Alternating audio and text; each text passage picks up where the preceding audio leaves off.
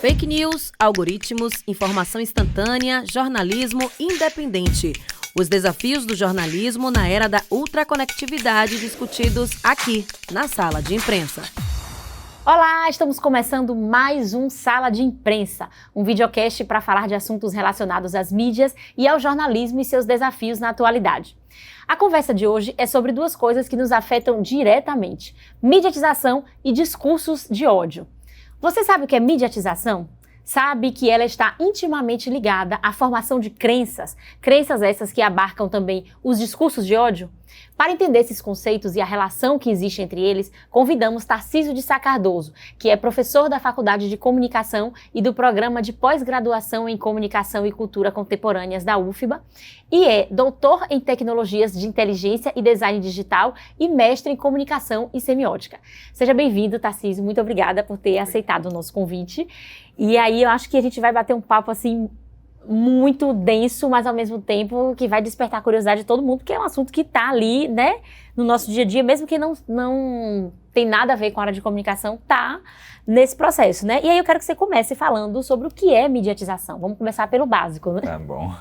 Bom, mediatização é um termo razoavelmente recente na história das teorias da comunicação, mas que, assim, tem várias correntes, mas de um modo geral, todas elas tratam mais ou menos da influência dos meios de comunicação, né, das tecnologias de mediação na sociedade. E aí tem enfoques diferentes sobre essa relação, né, como as mídias influenciam a cultura e a sociedade, inclusive reconfigurando relações de instituições, relações, né, sociais de um modo geral, inclusive na própria história da mídia. Por exemplo, quando se tem mídias digitais, as mídias de massa se reconfiguram, se readaptam, né? Então, às vezes, é muito comum, por exemplo, em televisão, em programas de televisão, enfim, esportivo, jornalístico, aparecerem interações, né, dos internautas ou mensagens com hashtags, enfim, o que está circulando em uma mídia, afetando inclusive as outras mídias, né, mais tradicionais. Então, mas isso não só entre as mídias, mas também na sociedade, né, como se as instituições de educação, por exemplo, são ressignificadas, né, repensadas e adaptadas a partir da relação com a mídia também, né? Então, enfim, processos em todas as instituições, né? Acho que é um pouco isso que, em linhas gerais, é mediatização. Certo. E você falou de instituições, mas isso também envolve pessoas comuns, né? Pessoas como indivíduos, né? Que têm também seus comportamentos afetados, é isso? Pelas mídias. Você diria que hoje a maioria das nossas crenças, né, do que a gente acredita, do que a gente vê, nossas visões de mundo, elas são moldadas por esse processo de mediatização? Sim, mas eu acho que aí tem várias dimensões aí, né? Vamos tentar, veja, mídia, quando a gente fala de crença, né, ou opinião, ou imaginário, visão de mundo, né, a gente está falando de um universo que as pessoas percebem o mundo à sua volta, interpretam os fenômenos e a partir de sistemas de crença, né? Mas como é que elas formam esses sistemas de crença, né? Ou seja, como é que eu sei lá, um determinado posicionamento ideológico, um posicionamento em relação a políticas públicas, ou posicionamento mesmo em relação a questões e temas da sociedade, né? Essa formação do nosso sistema de crença, ela é feita por meios, né? Assim, é uma abordagem da mediatização, não pode desconsiderar os meios tecnológicos, né? Então, como essas informações circulam, né, nas mídias que eu utilizo, né, como essas informações circulam nas grandes mídias e indiretamente, né, acabam chegando pelas conversas do boca a boca também para o grande público, né? Então, é um pouco isso, é um pouco como que os meios influenciam exercem um papel aqui na formação do sistema de crenças. Essa é uma dimensão.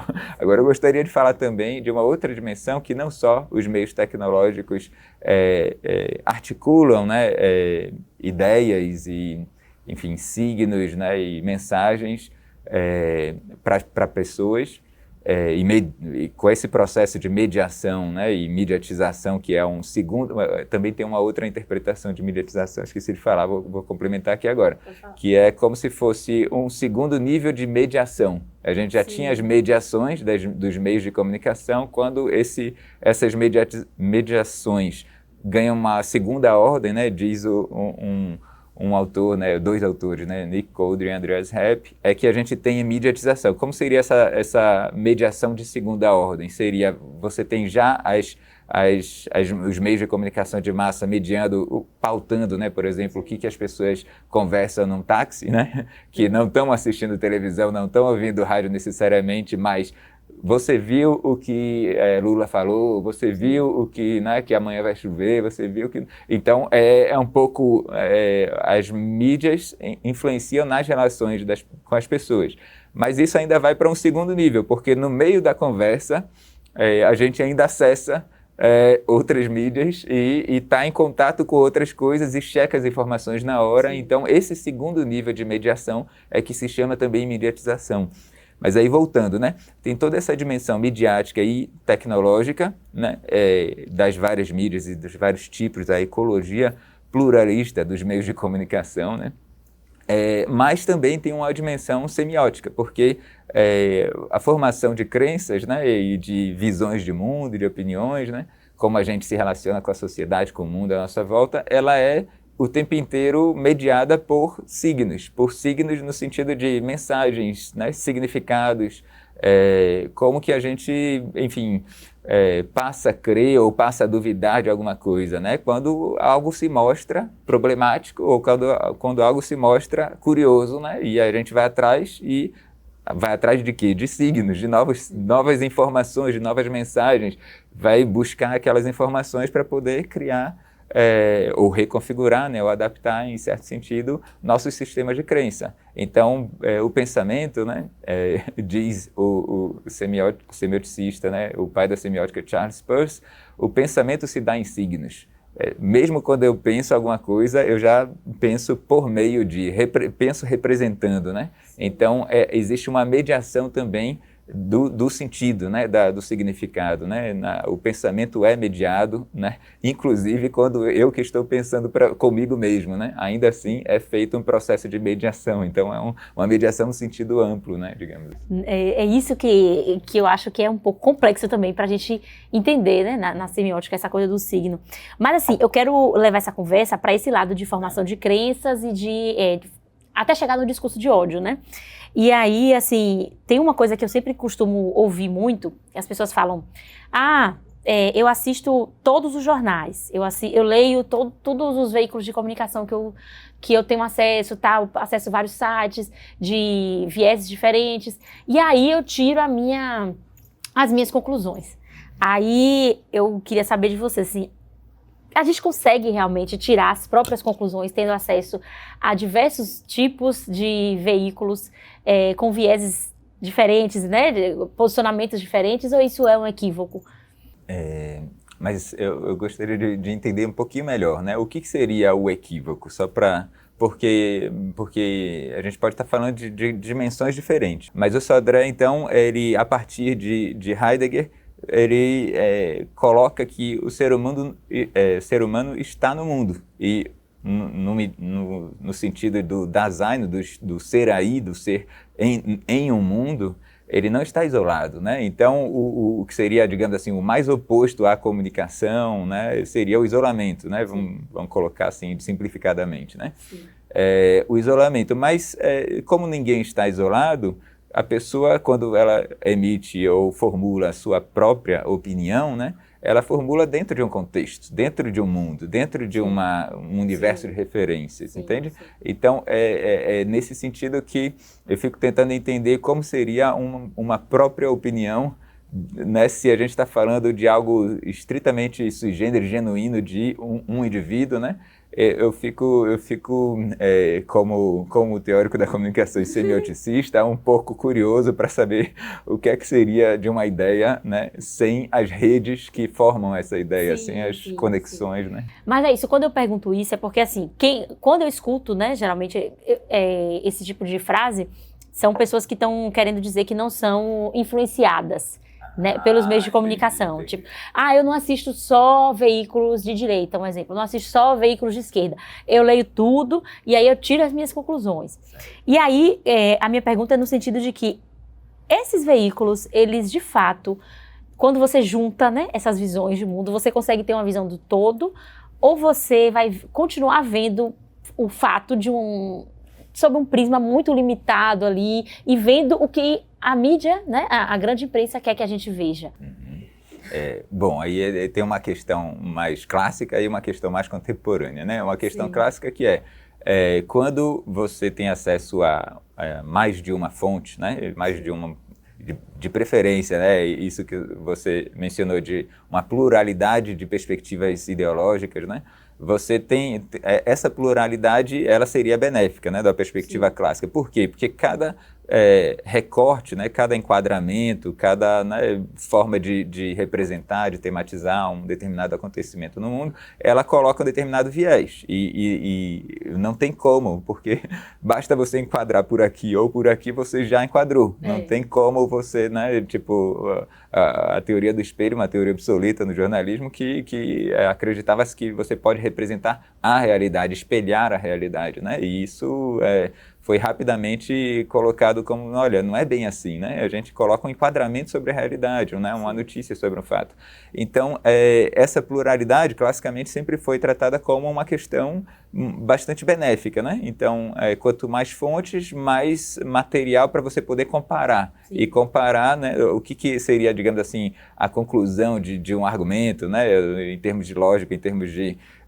seria, digamos assim, aquilo que você é levado né, a crer, né, a aceitar, né? Se você admitiu as premissas, você aceita a conclusão, né? Uma forma assim do argumento de lógica informal, né? Mas, no entanto, essa pluralidade, ela contemporaneamente, ela assim, tipo, de que pluralidade estamos falando, né? Porque você vê, digamos assim, o que na sociedade se considera, né, posicionamentos ideológicos mais à esquerda, mais à direita e assim, né? Tipo, uma experiência assim bem, um paralelo bem tosco assim, só para ilustrar. O que é a esquerda e direita no Brasil não é o que é a esquerda e direita nos Estados Unidos, por exemplo, né? Para eles, o que é a esquerda e direita, para a gente seria centro e direita. Sim. E não tem um espaço na sociedade norte-americana, por exemplo, para ideias de esquerda, assim, né? Como a gente entende na Europa, no Brasil. Então, são perspectivas diferentes do que essa pluralidade, né? Qual digamos assim, a dobradiça, né? A dobradiça abre e permite abrir até certo ponto. Né? Então, existem variações nesse espectro que, digamos, fica complicado a gente depois falar, eu tive acesso a informações dos amplos espectros e formei, então, uma opinião mais minha, né? Mas quais são os amplos espectros, uma vez que é sempre um recorte também, né? Na pluralidade, né? Então, dependendo do contexto que você vive, esse espectro, né, ele também vai variar bastante, né? Eu dei esse exemplo tosco só para ilustrar, né, Brasil e Estados Unidos, porque é diferente, assim, né? É uma coisa que a gente... Sim. Então, assim, você acha que acessar diversos veículos de comunicação, buscar notícias sobre os mais diversos vieses, né, os mais diversos prismas, é uma forma de você conseguir esse olhar mais global sobre o fato? Ou você não acredita? Em princípio, deveria ser, né, um ideal, né? Agora, mas na prática, né, que é uma questão que a gente tem que ver cada caso, porque essa pluralidade, né, eu acho que fica um pouco claro se a gente colocar assim, a pluralidade, ela não garante uma, digamos assim, não é condição suficiente, né, para você concluir determinadas coisas com mais, digamos assim, afastamento, né, de ideias. Sim. Mas a pluralidade tem algo que, se o espectro é fechado demais, né, ele tem menos material para você depois elaborar, né, como conclusão de um argumento, né?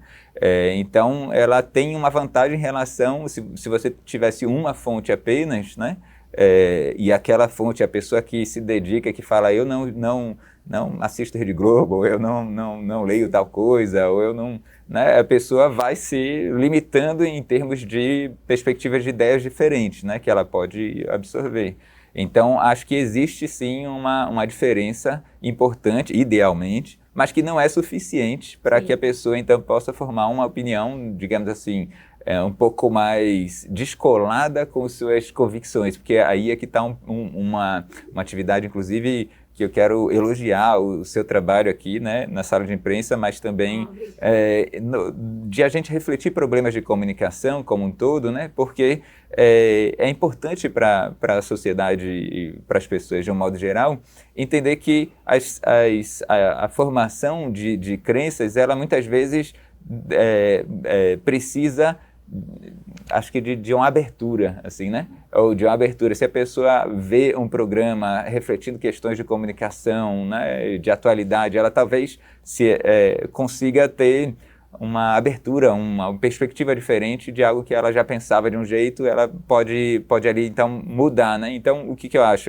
O jornalismo, o trabalho de jornalismo, eu falo hoje de um lugar da universidade também, que tem um certo prestígio de comunidade epistêmica, né? Que produz, né, informação, conhecimento, e eu acho que essas instituições, né, de comunicação, de educação, enfim, elas precisam o tempo inteiro renovar um pouco essa ideia de que o sujeito pode se descolar das suas próprias convicções, né? Sim. Então, é necessário, assim, ao conhecimento, né, que a pessoa não fique tão fixa, assim, num sistema de crenças limitado ou fechado, que ela tenha alguma abertura para o novo, né, alguma abertura em algum sentido para algo acontecer e ela passar a conhecer mais, né? Sim, sim.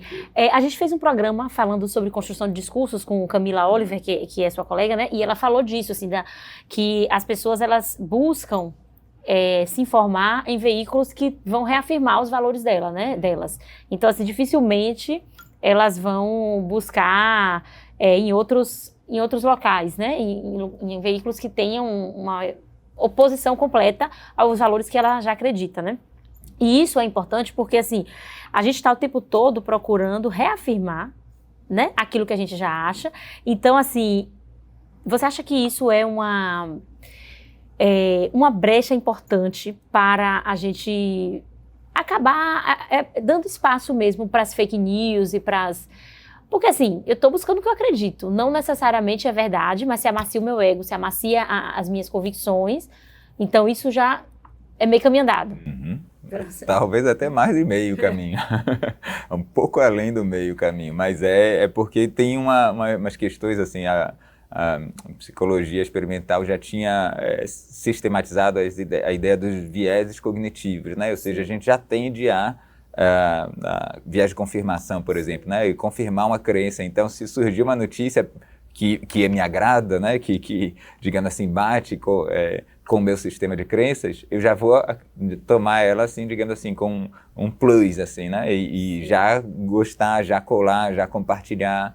Então, essa ideia do viés de confirmação, dos viés cognitivos de um modo geral, ela coloca como a mente humana é suscetível a cair nessas armadilhas de sistemas de crenças que reforçam, né, um sistema de crenças que não necessariamente significa um modo de compreender o mundo e de, enfim, talvez conhecer, que seja crítico, né, que seja capaz de validar ou invalidar ou verificar ou analisar. Então, o natural diria um filósofo David Hume, né, não ser racional, né, em algumas dimensões que a gente esperaria racionalidade, né. Sim. Então, esse aspecto que já existia como traço humano que as fake news exploram um pouco, né, essa passionalidade, e aí é que vem um pouco da discussão do ódio também, né, não Sim. só né, das paixões, assim, de eu gosto, mas também de eu,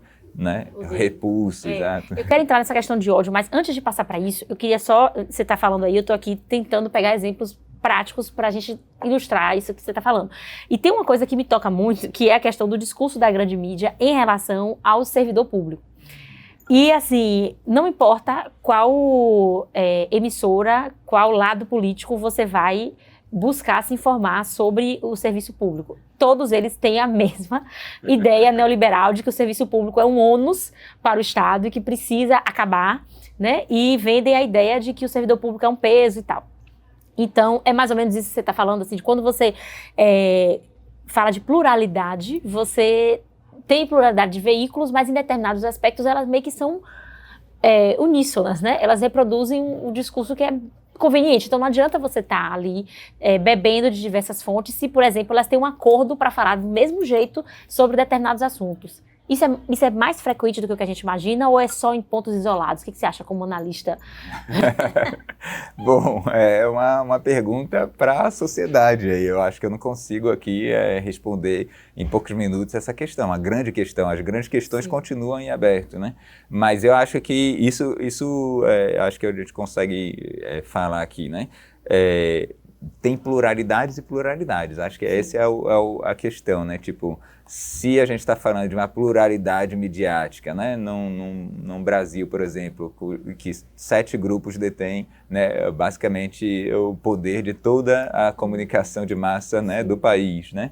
Então, a gente está falando de uma pluralidade que, né, tipo assim, não é tão plural assim, não é tão diferente assim, né? Então, é isso, é um pouco... Por isso que as discussões sobre regulamentação de mídia, às vezes, acontecem com esse caráter um pouco de luta, né? Olha, essa pluralidade não está representando a sociedade, né? Assim, então, é preciso ter alguma reflexão sobre de qual pluralidade queremos, né? É mais nesse sentido.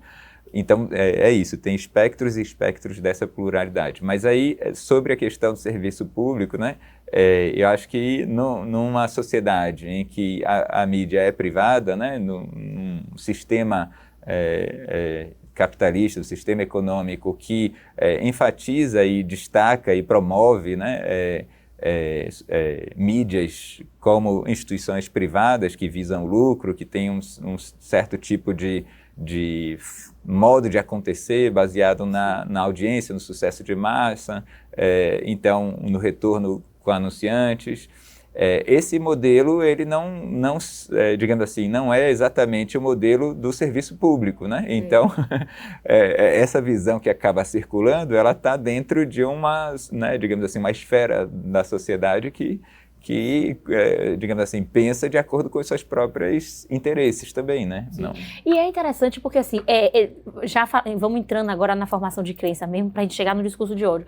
Como as pessoas, elas são contaminadas por essa visão, assim, que é muito midiática, é muito da grande mídia, você demonizar o servidor público. E eu percebo isso, como servidor, eu percebo como as pessoas têm ódio de servidor público. Né? E aí quando você pergunta, vocês são peso para o Estado, tem que acabar com isso, vocês são cheios de regalias, cheios de mamata. E aí quando você vai conversar com a pessoa, ela não tem ideia do que é estar dentro do serviço público. E aí, assim, né? Claro que isso, para mim, é um exemplo óbvio, assim, de como os meios de comunicação moldam as nossas crenças, né? Muita coisa do que a gente vê, muitas vezes a gente não tem nem contato. Mesma coisa do nosso imaginário aqui no Nordeste sobre o Amazonas, qual é? É muito formado pela mídia, né? Sobre a região Norte. E aí, como é que você chega no discurso de ódio, né? A partir disso aí. Tá, vamos tentar caminhar para lá. Mas uma coisa importante, eu acho, não sei se eu usaria a palavra moldam, mas existe uma grande influência dos meios de comunicação de massa, inclusive nessa formação de crenças que às vezes a gente olha assim e fala, caramba, quão absurdo é a pessoa dizer que servidor público é alguém que, né, atravanca aí o desenvolvimento do país. Ao contrário, o serviço público está, né, tipo, prestando serviço para o desenvolvimento do país, mas essas visões distorcidas, né, são ecoadas com muita voracidade por uma mentalidade um pouco dominante na nossa sociedade, bastante dominante na nossa sociedade, de meritocracia, Sim, né? De tipo assim, você, como serviço público, você não está dentro de um sistema que você vai ser demitido facilmente, que o chefe em cima pode te mandar, mas esse sistema da meritocracia ele tem vários problemas e que as pessoas não, né? E as grandes mídias não circulam isso. Tá aí a Odebrecht, que não nos deixa mentir, né? O tanto de corrupção, porque as pessoas falam muito da corrupção no serviço público, né? O tanto de corrupção na Odebrecht, e mesmo assim as pessoas exaltam o sistema privado, né? De gerenciamento, né? Sim, aí... Ou seja, esse modo, né, de pensar, esse modo dominante, digamos assim, de valorizar o esforço individual e a hierarquia e o chefe e a produção de lucro e, né, essa lógica, digamos assim, da empresa privada, eu não acho que isso é ruim em si, mas eu acho que quando você coloca isso como dominante para a sociedade e a ponto de formar ou influenciar, né, opiniões tão, às vezes, distorcidas sobre cada uma dessas coisas e distorcidas a ponto de não questionar um e questionar o outro, né? Sim. Essa que é a questão também, né? Parcial, portanto, né? Assume e veste a camisa e começa a reproduzir. Eu acho que isso é problemático, né? Então, é um pouco de um trabalho, assim, hercúleo, de fazer uma pedagogia em outro sentido, só que o nosso, né, assim, o microfone, né, esse daqui é o microfone da Rede Globo, né, assim, é diferente, né, é um pouco desigual, assim, essa disputa, né, mas aí a questão do ódio, né, para a gente ir chegando um pouquinho numa dimensão da passionalidade, né, por exemplo, a Camila, né, que fala a partir da perspectiva semiótica também, uma colega de pesquisa do grupo, da rede de pesquisa semiótica e culturas da comunicação, que a gente tem aqui, né, com outras instituições aqui da Bahia, UFBA, UNEB, UFRB, ela adota muito essa postura da semiótica greymasiana e ela então vê as coisas dentro de, digamos assim, produção de sentido, né? Sim. E aí ela coloca assim, né? Tipo, olha, existe uma dimensão da produção de sentido na semiótica greymasiana que é mais ligada à semiótica das paixões, né? Como é que se dá o ódio, a fidúcia, enfim, as dimensões da enunciação que fazem crer, né? Digamos assim, se você se apresenta para mim, né, como alguém cujo discurso é crível, né, a gente consegue, enfim, aceitar e partir a partir disso, né? Esse contrato implícito da comunicação, ele vai subsidiar, inclusive, formações passionais, né?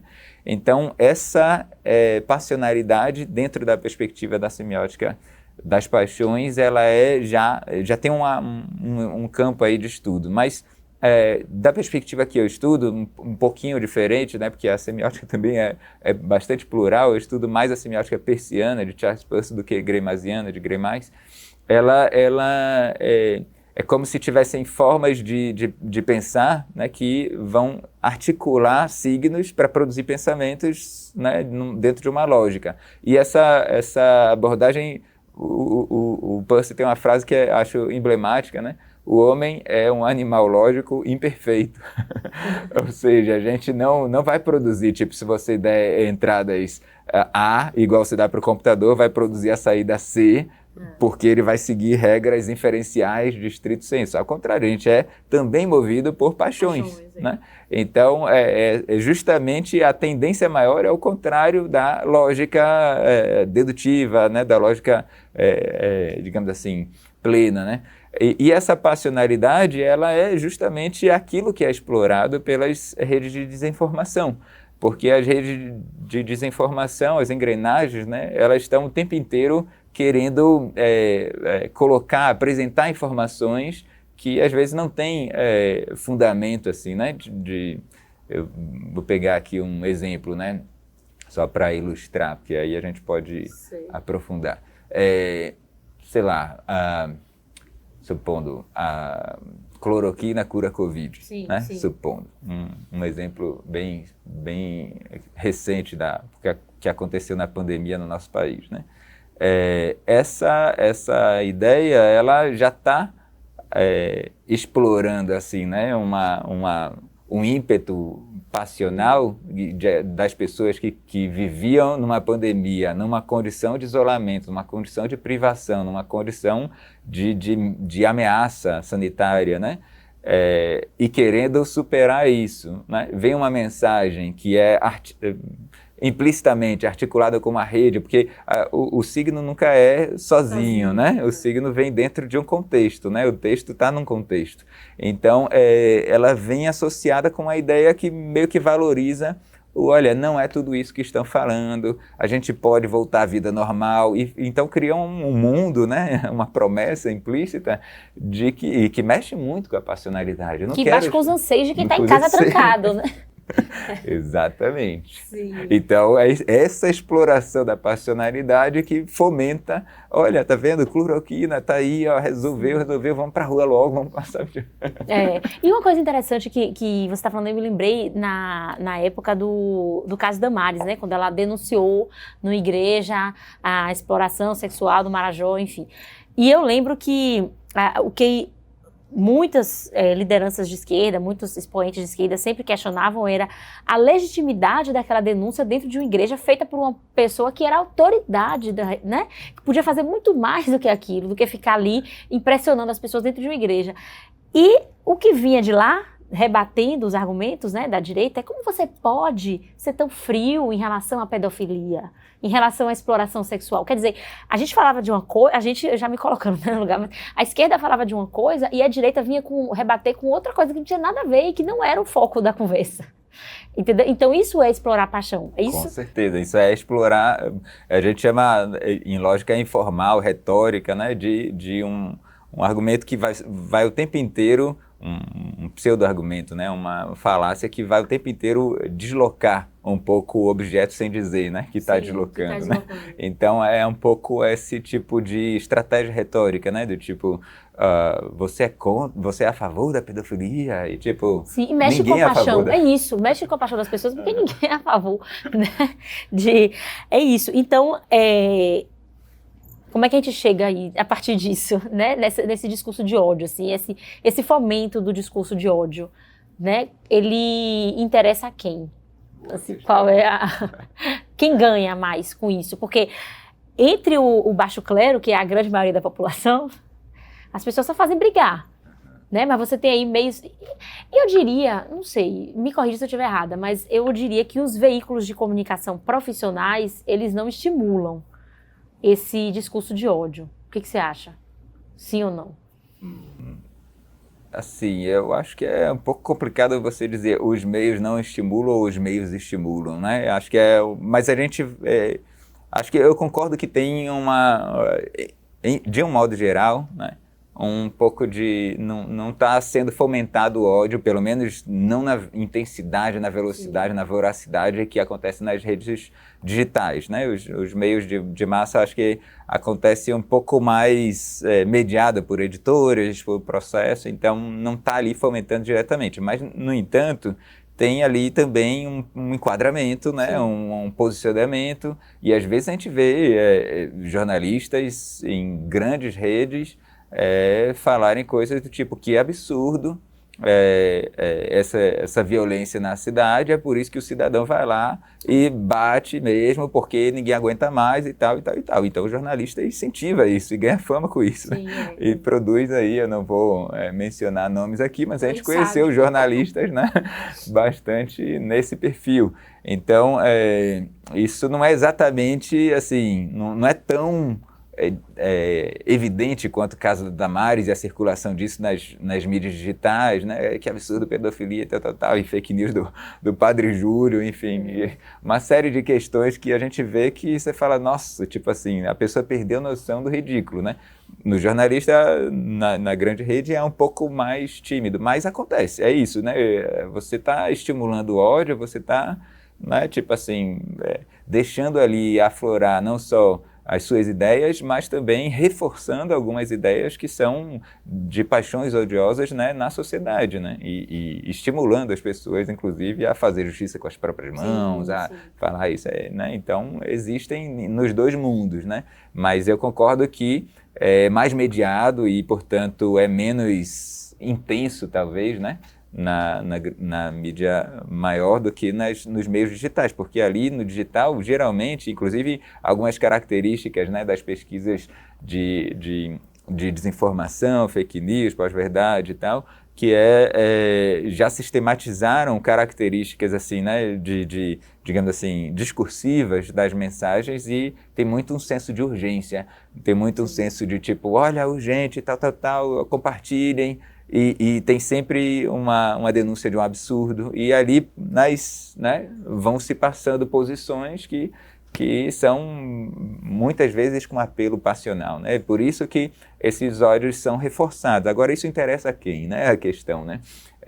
Isso interessa... Vou colocar aqui o Sodré para dialogar, que na verdade é uma grande autoridade, né, na comunicação no Brasil. Ele coloca da seguinte forma: o ódio, ele tem, assim, apesar de... historicamente, né, o iluminismo, os ideais de racionalidade, fosse uma superação dessa, digamos assim, essa dimensão passional, vamos, né, partir para uma racionalidade, o debate vai acontecer, então as ideias vencedoras serão simplesmente as ideias que naquele momento são as melhores. Enfim, todo o ideal do progresso iluminista foi meio que escondendo algumas coisas da paixão odiosa, né? das paixões, do amor e do ódio. E o Sodré coloca amor e ódio como você pode alimentar amor e ódio, né? Então, como que a gente faz para alimentar um e outro, né? E principalmente, como que o ódio ele então visto, né, em contraponto com o iluminismo, né, ele seria aquilo que vai promover a desintegração social. Não estamos promovendo o bem coletivo, que seria racional e tal, se a gente estiver fomentando o ódio, né? Ele vai promover a desagregação social. Só que o Sodré atenta para um fato que o ódio também promove a agregação social. Porque as pessoas, especialmente a partir do conceito de biosmidiático, que ele elabora, que é um modo de vida com as mídias, né? As pessoas formam comunidades virtuais, né? Comunidades de pessoas, inclusive remotamente localizadas, mas que estão ali solidários com causas e interesses em comum.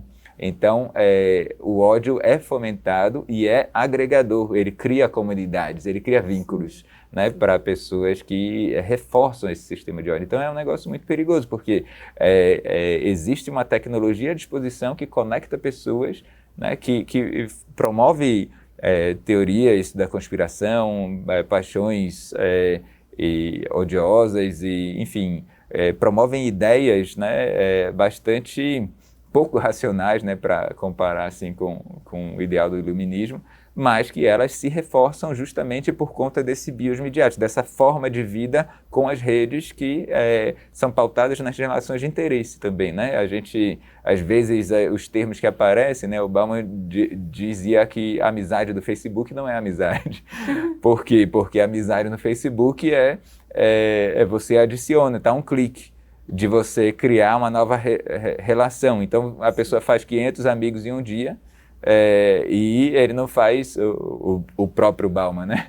500 amigos na vida inteira dele. 90 anos de idade, não sei, ele vai fazer, e acho que é uma história de vida inteira que a pessoa não faz tantas amizades assim. E, principalmente, não silencia e quebra os vínculos com a mesma facilidade. Exatamente. Porque a questão é a facilidade de você vincular, né, que as redes promovem, e a facilidade maior ainda de desvincular. Falou coisa que eu não gostei, silencio. Tá um clique, entende? Tipo, eu não quero ouvir. Sim. Falou coisa demais aqui que eu não quero ouvir, pronto, silencio. Então a mídia propicia tudo isso.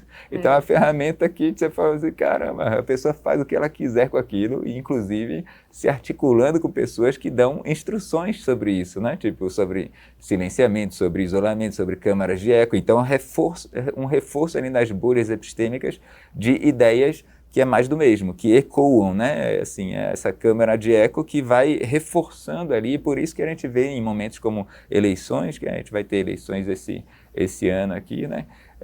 Os ânimos muito aflorados e às vezes discursos que você fala assim, caramba, como é que surgiu um comentário como esse? Sim, Tipo, de onde surgiu essa pessoa? Porque ela está ali numa bolha, né? Falando coisas que para ela são muito comuns, todo mundo está sabendo, na verdade não está sabendo, porque ela está na bolha dela. O que passa na sua bolha, eu nunca vou saber, porque eu não estou nela. Eu tenho uma pergunta em relação a isso, que é, hoje em dia a gente percebe muito essa questão da guerra de narrativas. Você tem um fato acontecendo ali e você tem diversas interpretações disputando para ver quem é que está falando a verdade sobre aquele fato, né? E aí, assim, muitas vezes a gente fica confuso, a gente vê a guerra mesmo, Palestina e Israel. É uma coisa que ultimamente tem aflorado os nervos das pessoas assim, de um jeito que eu fico me perguntando, não que não seja importante, é extremamente importante você se inteirar e discutir sobre isso, mas eu fico perguntando se isso não está exagerado demais, sendo que a gente tem uma realidade extremamente difícil e cheio de problemas aqui no Brasil, e a gente deixa de discutir isso para estar falando sobre a guerra que a gente nem entende direito. Muitas vezes o nosso conhecimento sobre essa guerra é muito superficial e a gente está indo muito em cima do que os meios de comunicação trazem, né? A grande mídia de massa. Existe muito abertamente essa guerra de narrativa. Se você assistir a cobertura da guerra Israel e Palestina na Globo hoje e assistir na Record, você vai ver que eles estão falando de coisas, da mesma coisa, mas de formas completamente diferentes, cada um puxando para um lado, né? E aí, como é que o cidadão comum, que não tá ligado assim, nessas coisas de comunicação, que não entende muito e tal, como ele pode meio que se blindar dessa guerra, né? E tentar buscar o fato, digamos assim, mais fidedigno, né? Olha, pergunta extremamente complexa. Eu vou pedir licença para fazer uma exposição razoável, assim. Não vou fazer muito longa, mas vou precisar de algum tempo aqui. Primeiro, a questão para falar de disputa de narrativas, né? Você também menciona uma dimensão que é da factualidade e da verdade, né? Então, Sim. Como é que o cidadão vai conseguir formar uma opinião mais próxima do fato, da verdade, uma vez que as mediações são superficiais, às vezes, tendenciosas, enquadramentos e tal, e a gente também está um pouco mais distante geograficamente, Sim. né? Então, uma dimensão da factualidade eu acho que importante da gente retomar esse ponto aqui, porque da perspectiva semiótica, fato não é exatamente algo que, digamos assim, é criação, né? Tipo assim, não existe fato, não existe verdade, né? Da semiótica persiana, da semiótica gremasiana, de outras semióticas seria diferente. Camila falou da pós-verdade. Então, aí é um debate enorme entre as Sim. correntes, né? Existe uma dimensão, porque é como se tivesse o signo triádico do Peirce, ele tem uma dimensão das qualidades, né? Digamos assim, é aquilo que o signo representa por ter qualidades, por associar, sei lá, se eu tenho uma forma da nuvem de tal jeito, já me lembra tal coisa, né? Um Sim. cachorro e tal. Então, esse é o aspecto qualitativo do signo. Mas também tem um aspecto indicial do signo, né? Um aspecto que aquele signo serve como vestígio, né? Tipo, se tem uma pegada aqui, essa pegada não surgiu do nada assim, puf. Alguém deixou, alguém pisou ali, alguém passou por ali, então tem uma marca ali. Essa dimensão, ela é uma dimensão, né, de secundidade, de um segundo, uma presença implícita de um segundo que está ali. Essa dimensão é fundamental para a questão da factualidade, porque você tem que ir atrás dos indícios, você tem que ir atrás daquilo, para poder reconstruir, né, no melhor que você puder, no seu momento mais terceiridade, que seria a representação, né, a interpretação, a representação, reconstruir um determinado conjunto de eventos que, digamos assim, faz jus àquela série de factualidades, ou de indícios, melhor dizendo, de indícios, né, que reportam a algum fato. Então, uma vez que a gente tem essas três dimensões, né, das qualidades, dos indícios e das representações, a gente precisa, acho que o trabalho do jornalista, o trabalho das mediações é fazer jus a todas essas dimensões e não, digamos assim, seletivamente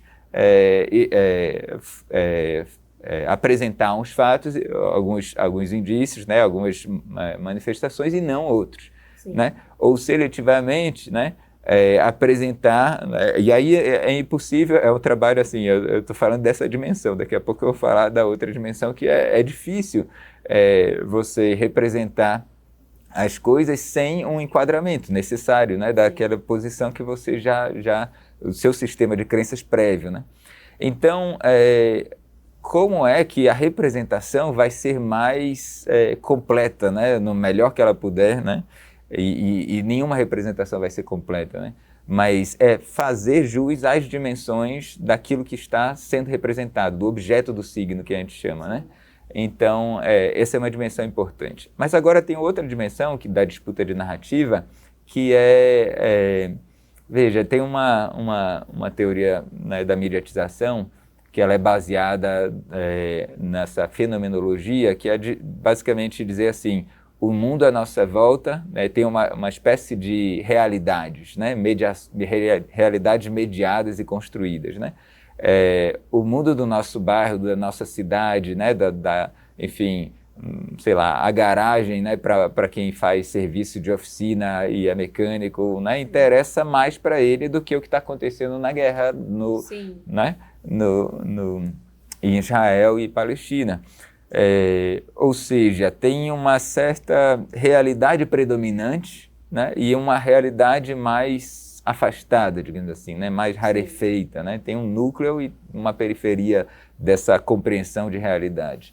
Então, uma vez que as pessoas estão no mundo e estão situadas, sempre vai existir essa gradação de realidade.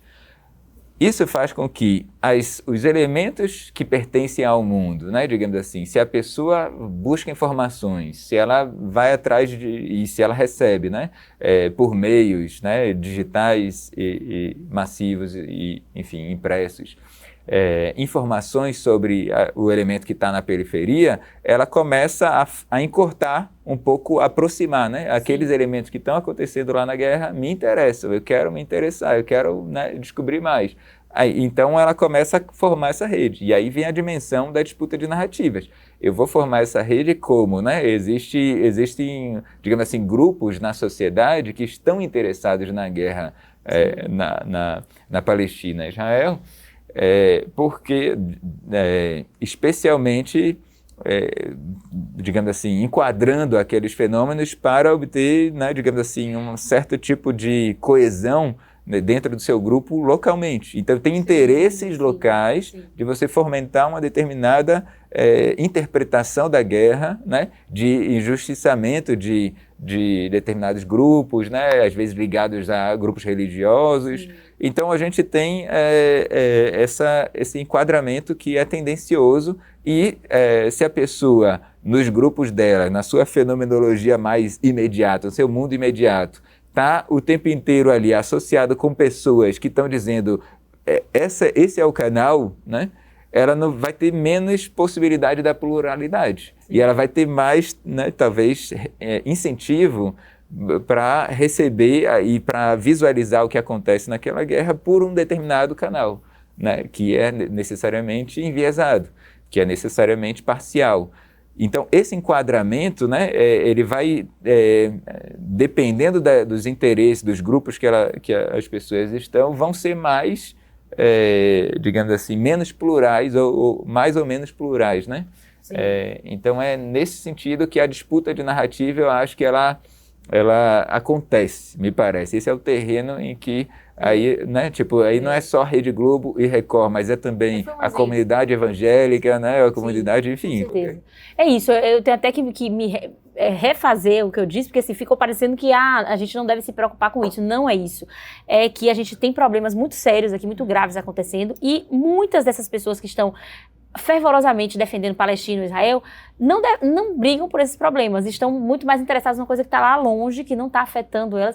E aí você falou de uma coisa muito importante, que existem grupos que estão fomentando isso por interesses outros, né, políticos, religiosos, enfim, que é isso que está muito mais, pelo menos eu percebo mais, né, visível. Então, assim, pelo que você está falando, então, não tem muito como a gente fugir disso, né, dessa guerra de narrativas, porque isso vai muito de encontro ao que você falou sobre viés de confirmação, que a gente vai sempre buscar, porque isso é da nossa psicologia. Não tem como fugir disso, então? Não, eu acredito que tem como fugir. Como fugir, então? Fala essa fórmula mágica. Então, fórmula mágica não vai ter. eu acredito, mas o Eduardo Galeano tem uma frase, né, uma passagem narrativa, que a utopia é o horizonte. Você, né, dá 2 passos na direção e ele dá 2 passos para lá, né? Então, quando que você vai chegar lá? Talvez nunca. Aí ele fala, mas então para que serve a utopia? Justamente para isso, para te fazer caminhar. Então eu preciso acreditar, né, num ideal, né, é um pouco idealista falar assim, de que a gente pode, né, criar meios para lidar melhor com a disputa de narrativas. Então, mas só que eu não sou também pouco realista a ponto de achar que esses meios são simples, são fáceis de a gente conseguir e de a gente, faça isso que resolve o problema da disputa de narrativa. Não é tão assim. Acho que hoje o que eu acredito mais, né, um pouco nessa fase da minha vida, pode ser que eu repense isso, na educação. Assim, eu acredito que existe a formação de espírito crítico, ela não acontece, digamos assim, espontaneamente, né, senão por um processo que eu acredito, falando um pouco do lugar da ciência, né, mas isso também vale para o jornalismo, né, a educomunicação também que a gente faz né, com o trabalho brilhante que você faz aqui na sala de imprensa, que é permitir com que as pessoas tenham acesso a informações, a interpretações, não só informações, mas interpretações de mundo, e com isso fomentar um pouco mais de espírito crítico. Então, do ponto de vista da ciência, o que seria ruim seria, digamos assim, né, alguém que se interessa, que começa a estudar, que começa já com o seu sistema de crenças fechado. Então, esse é o ruim, assim, porque a pessoa não tem possibilidade de aprender. Então, qual é a possibilidade, né, da gente lidar melhor com as disputas de narrativas? Eu acho que conhecendo mais, aprendendo mais, então tornando a consciência um pouco mais aberta, porosa, e menos dentro de bolhas de reforço de convicções, justamente para que a gente possa descolar o sujeito das suas convicções pessoais. Então, se a gente conseguir descolar, né, e a gente caminhar rumo a um conhecimento o tempo inteiro provisório e em busca de melhora na compreensão de mundo, eu acho que a gente tem como ideal esse fim. Então, eu sei que isso é falar, bom, eu acredito na educação e tal, eu acredito na ciência, acredito no jornalismo, nas instituições epistêmicas, né, que promovem assim, uma reflexão razoavelmente, né, crítica, filosófica, enfim, sociológicas. Eu acho que a gente está, digamos assim, colocando um lugar aqui importante, porque essas instituições do conhecimento, inclusive na cultura de hoje, estão sob questionamento, né? O movimento woke, exatamente. Mas é isso que eu ia te dizer, não é à toa, né? Não é à toa, não é à toa. Né? Por isso que elas estão sendo atacadas, porque elas oferecem essa ameaça, né? Agora, Tarcísio, eu queria que a gente trouxesse uma espécie de ilustração para a nossa conversa, né? E assim, eu selecionei alguns fatos que marcaram a história do Brasil, né? E gostaria que você falasse o que você achou de mais relevante nesses fatos, né? Na cobertura desses fatos, na cobertura midiática, quando eles aconteceram, né, em termos de mediatização e de formação de crenças, tá? A gente vai falando um a um aqui e aí você vai discorrendo. O primeiro fato que eu quero trazer é o assassinato de Marielle Franco em 2018, né? O que você achou de mais interessante ali para ilustrar essa conversa que a gente teve, né, de mediatização e de formação de crenças nesse fato? Tá bom. A cobertura, quando a gente fala cobertura midiática, eu só queria destacar um ponto aqui, e aí já vou puxar para o exemplo do assassinato de Marielle Franco. Existe uma cobertura midiática, digamos assim, da grande mídia, e existe uma cobertura, digamos assim, midiática nas mídias digitais, nas comunidades, exatamente. Inclusive, no caso de Marielle Franco, foi emblemático que quando teve o assassinato e o corpo da Marielle ainda estava no carro, foi circulada uma fake news sobre a relação, suposta relação que ela tinha com o traficante, né? Então, assim, tipo, é impossível você desvincular, quer dizer, não é impossível, mas fica muito difícil de você não associar a produção dessa fake news com a encomenda do assassinato, porque como é que a fake news circulou, né, tipo, enquanto o corpo ainda estava no carro? Isso significa que ela já foi preparada antes, né? Então, é um processo, digamos assim, de cobertura midiática, em certo sentido, que já tensionou ali. E era uma fake news, assim, a sorte que ficou, assim, grosseiro é porque foi um esdrúxulo, assim, uma fake news esdrúxula, porque não faz o menor sentido associar a Marielle com um traficante, ainda mais, né, ela sendo lésbica, né, e ela tendo uma relação que todo mundo sabia qual era, né, enfim, aberta nisso. Mas é isso, é uma cobertura midiática. Mas aí, do ponto de vista da grande mídia, tem, assim, acho que o caso Marielle teve uma repercussão, né, desde que aconteceu, inclusive continua tendo até hoje, né, que ganhou proporções inimagináveis, assim, né? Acho que jornais da França, jornais do mundo inteiro repercutindo e, tipo, era uma vereadora de uma cidade do Brasil, né? Então, não era assim...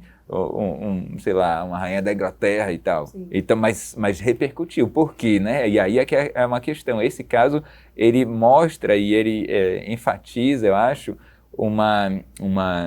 um interesse enorme para perceber o que está acontecendo, especialmente com o contexto da política, da violência, né, da milícia no Rio de Janeiro. Ele articula elementos ali, especialmente um assassinato de uma defensora dos direitos humanos, né? Então, acho que ele é um caso que despertou muito interesse, né? E a cobertura midiática foi um pouco, assim, reflexo disso, né? Então, cada hora surgiram mais, e aí as interpretações e os tensionamentos, saiu uma cobertura midiática, e aí os grupos nas redes recortam, né, dessa cobertura fragmentos que interessam às suas narrativas, né, seus reforços também. Então, a disputa de narrativa se dá tanto no nível das coberturas midiáticas em si, umas tensionando mais assim, outras mais assado, com determinados enquadramentos, mas também nas reinterpretações desses fatos,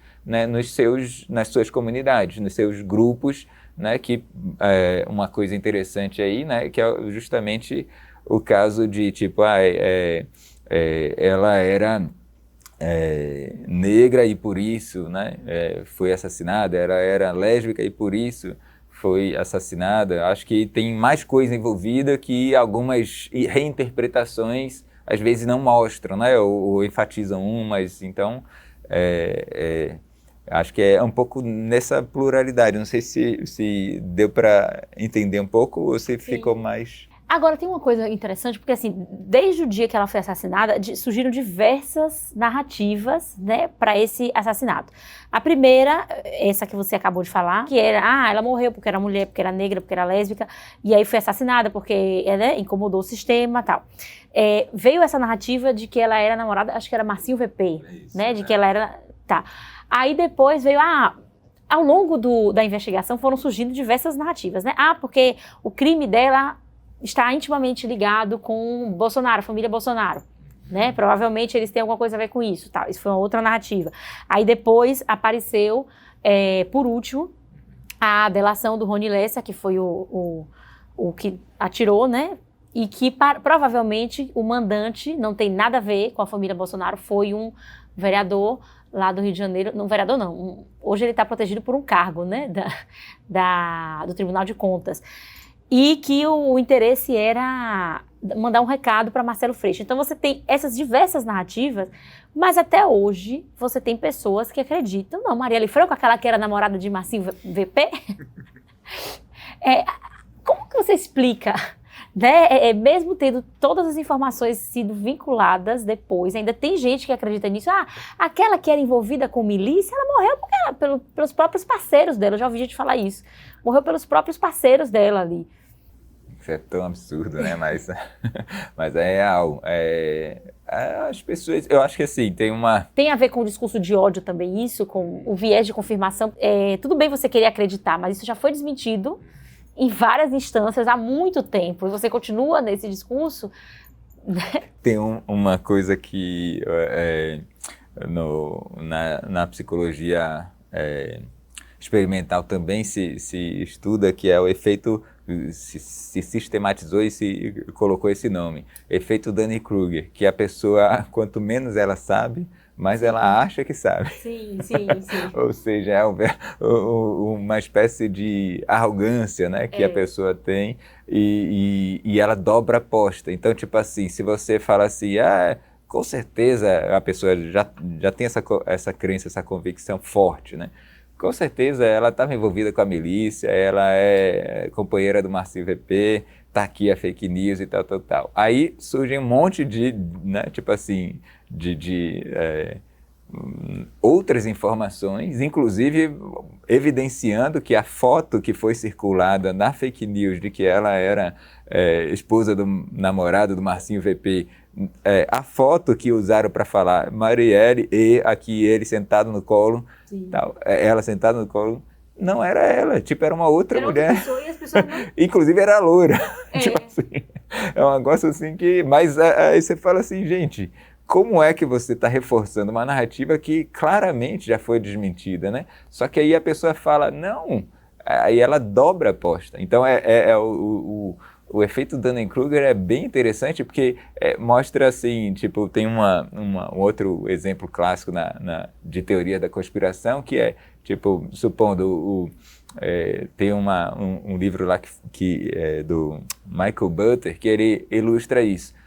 Tinha uma comunidade que acreditava nos extraterrestres e que eles viriam e acabariam com a Terra no dia tal, e que até aquele dia era preciso, né, tipo, sei lá, vamos supor, vender as coisas para poder dar dinheiro para fomentar uma comunicação e tal. E aí eu sei que no dia seguinte, pessoas, né, se dispuseram, foram para lá fazer as orações ou sei lá, e de repente no dia seguinte não acontece. Então o Michael Butter ilustra assim, tipo, o momento da dissonância cognitiva. A dissonância cognitiva é outra expressão importante aqui, né?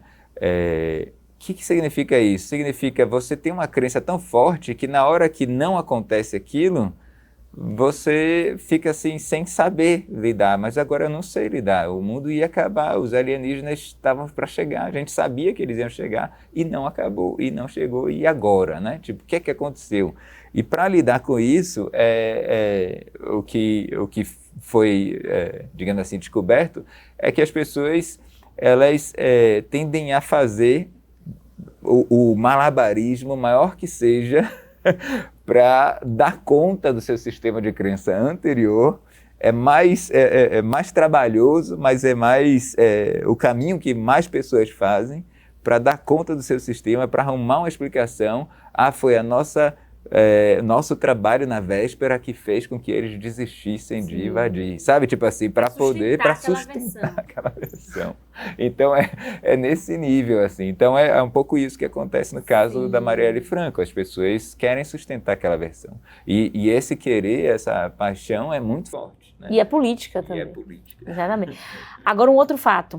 Assim, isso que você está descrevendo aí sobre essa dissonância cognitiva tem muito a ver com isso que a gente vai falar agora, que é o 8 de janeiro de 2023, né? Que para muitos, para a maioria, né, foi um atentado, mas tem muita gente que sustenta que ali foi uma manifestação pacífica, que estava cheia de infiltrados para descredibilizar a manifestação e que cometeram aqueles crimes, mesmo os próprios militantes mais, digamos assim, mais empolgados, tendo gravado a si próprios, depredando, né, e lideranças, né, do movimento, se entregando ali nas redes sociais, e as pessoas negando, né, não, ali foi esquerda infiltrada, foi petista infiltrado, enfim.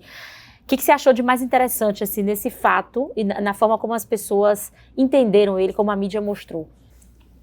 Olha, acho que é um fato que chocou todo mundo, né? Acho que 8 de janeiro é difícil, assim, você caracterizar o que foi, porque ele é assim, depois que aconteceu, muitas pessoas falavam, já era previsto, já dava para saber, os sinais estavam aí, vocês aqui não estavam percebendo. Só que isso é depois, né? Na hora que estava ali. Claro, a gente sabe que tem um contexto delicado ali, né? De uma parte do eleitorado, uma parte da população que estava insatisfeita, que achou que ia, né, ser vencedora e não foi, né? E aí questionaram as eleições, questionaram aquilo outro, e tem a ver, inclusive, com o que está acontecendo hoje também com a questão da investigação sobre o golpe, né? Mas, enfim, de todo modo, as pessoas começaram a partir e ir para quartéis e de repente, né, fazer... E quando as caravanas chegaram em Brasília, que a polícia, né, as coisas aconteceram do jeito que aconteceram, eu acho que fica um pouco difícil você sustentar uma versão de que foram os infiltrados, assim, né? Então, os infiltrados de esquerda iriam para lá para poder fazer uma coisa que podia, inclusive... beneficiar o adversário político deles, né? É uma narrativa que parece que não tem uma sustentação nas próprias premissas, né, do argumento. Então, a conclusão é isso, é a ideia que você chega a partir de um encadeamento de premissas, né? Então, o argumento é uma passagem disso para aquilo. Então, essa conclusão ela é um pouco problemática, assim, né? Ela não se sustenta, né, com as próprias premissas. Mas, no caso das narrativas, digamos assim, das pessoas que começaram foram para lá e gravaram a si próprias destruindo, né? Fizeram vídeos e falaram, Xandão, vou te pegar e tal, vou quebrar mesmo. Essas pessoas criaram provas contra elas. Então, tipo assim... por que um infiltrado iria criar prova contra ela, né? Então, não eram infiltrados, assim, né? Eram pessoas que, a não ser que, enfim, tenha outros fatos que não estão sendo mostrados, mas ao que tudo mostra, né, essas narrativas de que foram os infiltrados e tal, elas não parecem que encontram nas próprias premissas do argumento uma sustentação válida.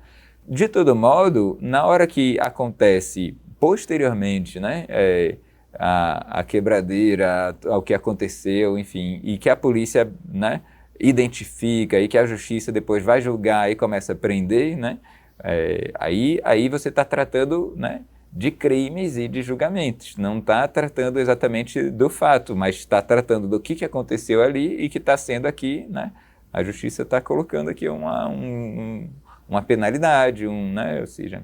Então, aí vem um outro discurso que se reforça nesse momento de, tipo assim, anistia, não, calma aí, não trata aqueles como bandidos, né? Porque bandido é o outro, bandido né? Então tem sempre o crime. A justiça está prendendo pessoas de bem, né?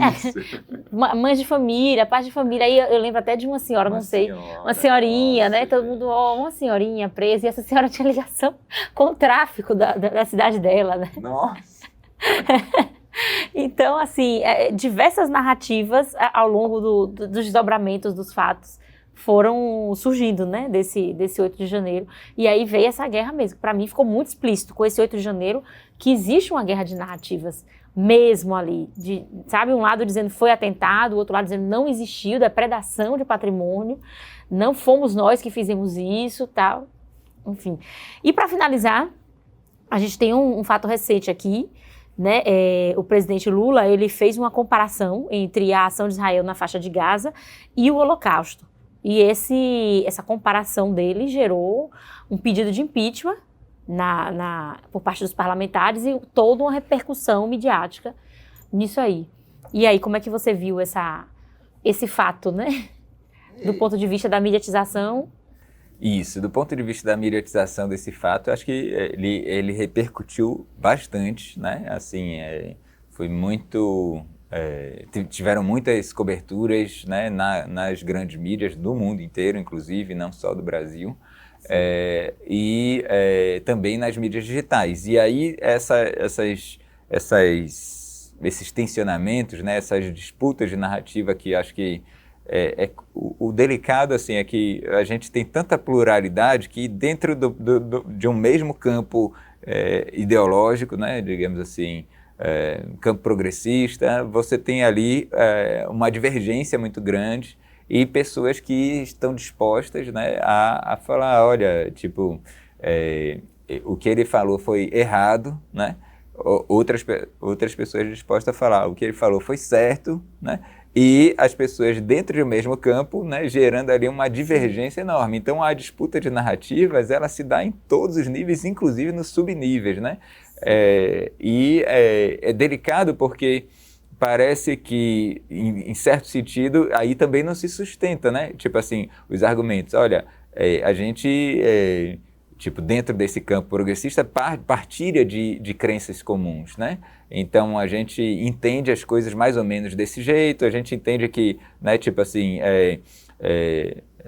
crime de guerra é abominável, que, né, atacar e matar inocentes, inclusive mulheres, crianças, que era um pouco o que Lula estava no discurso, se referindo, né? Nossa, isso aqui é um absurdo, isso aqui é um genocídio. E aí, na hora, ele usou isso, nunca aconteceu na história. Aliás, aí ele resolveu adicionar. Essa aqui foi a questão, né?